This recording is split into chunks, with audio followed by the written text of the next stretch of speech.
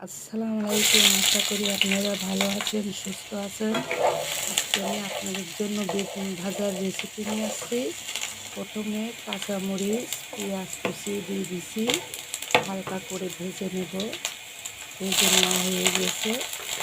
এখন দিয়ে দেব গুঁড়া চিংড়ি মাছ। এখন এবারে দিয়ে দেবো বেগুন। বেগুন আগের থেকে ছোটো ছোটো করে কেটে লবণ দিয়ে মেখে রেখেছিলাম। লবণ দিয়ে মেখে রাখলে হয় কি, বেগুনের পানিটা বের হয়ে যায়, তাহলে বেগুন ভাজি করলে ঝরঝরা হয়, মানে নরম হয়ে যায় না।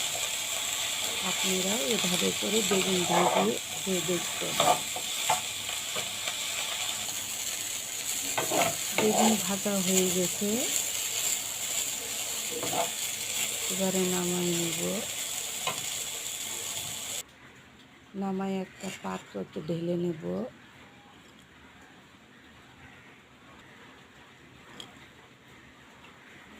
আপনারা সবাই ভালো থাকুন, সুস্থ থাকুন। এরপরে দেখা হবে নতুন কোনো রেসিপি নিয়ে। আজকে এখানেই শেষ করলাম। আল্লাহ হাফেজ।